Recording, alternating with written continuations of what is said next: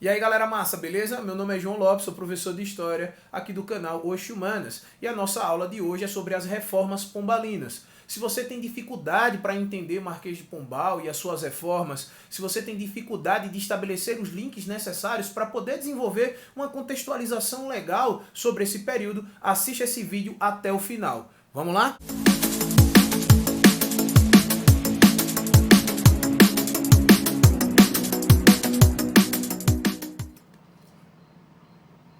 Bom, nós estamos falando do século XVIII, também conhecido como o século das luzes, devido ao movimento iluminista.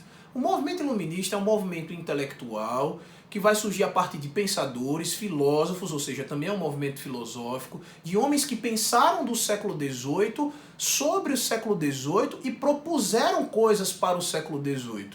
O movimento iluminista é um movimento intelectual de crítica ao antigo regime, de crítica ao absolutismo, de crítica ao mercantilismo. O movimento iluminista ele critica o antigo regime, mas propõe uma nova ordem. É defensor do liberalismo econômico, do liberalismo político, ou seja, das liberdades individuais, como a liberdade de expressão, a separação entre Estado e governo. É um movimento defensor da ciência, livre da interferência da Igreja Católica, que desde a Idade Média detém o monopólio da interpretação da realidade social. Eles criticavam os privilégios feudais, os privilégios dos nobres, e propunham que o Estado ele fosse apenas o tutor das relações entre indivíduos detentores de propriedade privada. Ou seja, são defensores de um Estado que não interfira na tua vida, não interfira na economia, não interfira na tua propriedade privada, que são características de um Estado liberal. E no Brasil, o que é que estava rolando durante o século XVIII? Tá? Aqui nós estávamos passando pelo ciclo do ouro ou período aurífero. Então, contextualizando, nós temos um movimento iluminista batendo no antigo regime, lá na Europa, e nós temos o período aurífero aqui no Brasil. Então quem era Marquês de Pombal? Primeiro que o nome dele não era Marquês de Pombal, isso é apenas um título. Ele também era Conde de Oeiras, tá? Mas o nome dele mesmo é Sebastião José Carvalho e Melo. E ele foi embaixador na região da Inglaterra e percebeu que a Inglaterra exercia um domínio sobre Portugal. Portugal era dependente da Inglaterra. Ele acabou sendo ministro de Dom José I de 1750 a 1777. Dom José I, que era imperador português durante o período. E o que é que tem a ver o movimento iluminista com o Marquês de Pombal? O movimento iluminista ele foi muito mais forte na Inglaterra e na França, que era onde a burguesia era mais estruturada. Desde o século XVII, que a burguesia na Inglaterra era politicamente ativa devido às revoluções inglesas. Só que na França, essa burguesia ela só vai ser politicamente ativa no finalzinho do século XVIII, com a Revolução Francesa, e no início do século XIX, a partir da Era Napoleônica. Mas o movimento iluminista ele vai se expandir pelos quatro cantos da Europa, inclusive chega aqui na América. Então os ideais iluministas, os ideais liberais, eles chegam a monarquias mais tradicionais, como Portugal, Espanha, Prússia, Rússia, Áustria.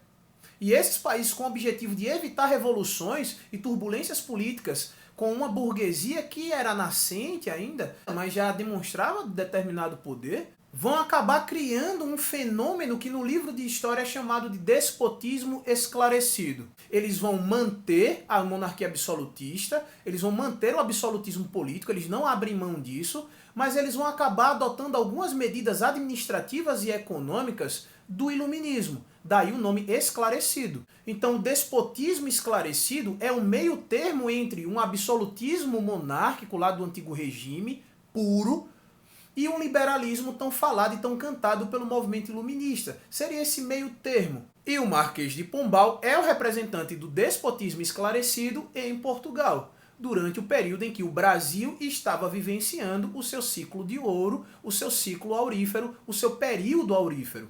E sim, Marquês de Pombal vai ser muito influenciado pelos ideais iluministas e a gente vai perceber isso nas reformas pombalinas, que é o nome que é dado a essas reformas no livro didático. Então vamos lá. Marquês de Pombal ele vai proibir a escravização do indígena em 1757 com o objetivo de integrar os povos indígenas ao domínio português, vai transformar com esse mesmo objetivo algumas aldeias em vilas.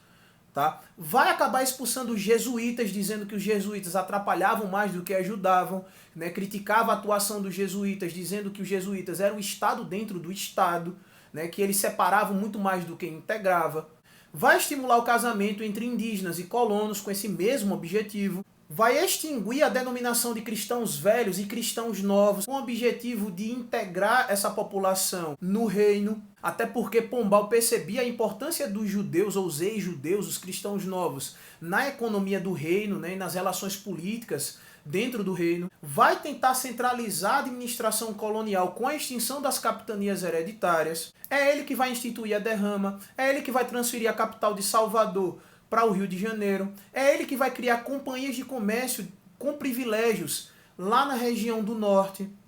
Então Marquês de Pombal ele vai desenvolver uma grande quantidade de medidas direcionadas para o Brasil, para a colônia em que hoje nós chamamos de Brasil. E eu gostaria de abrir um parêntese, porque os jesuítas vão ter uma atuação muito importante no processo educacional da colônia. E com a expulsão dos jesuítas, existe um prejuízo educacional. E essa medida que o Marquês de Pombal vai tomar é com o objetivo de secularizar, contribuir para a secularização do ensino. Mas ele vai muito mais prejudicar do que ajudar com essa medida.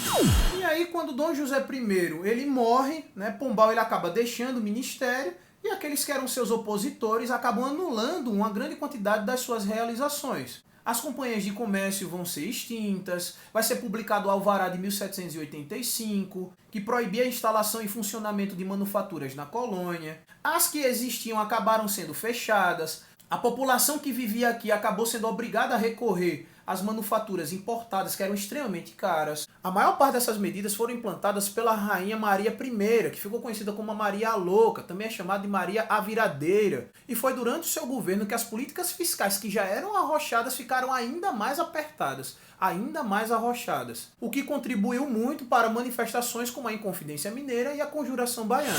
Bom, galera, então é isso. Eu espero que tenha ficado claro. Eu gostaria que essa aula ficasse como uma narrativa na tua cabeça e contribuísse para os teus estudos. Essa aula não substitui o teu estudo. Você precisa sentar na cadeira, meter a cara no livro, grifar, anotar, fazer mapas mentais, fazer os teus esquemas, fazer os teus resumos, beleza? E se tem uma coisa que a Rainha Maria Louca, apesar de ser louca, não deixou de fazer, foi de dar o like aqui nesse vídeo, de assistir os outros vídeos do canal, de se inscrever, de comentar. Véio, a Rainha Maria Louca é louca, mas ela não deixou de fazer isso. O Marquês de Pombal se inscreveu ontem, já deu like ontem, e você faz a tua parte aí agora, beleza? Pessoal, até a próxima.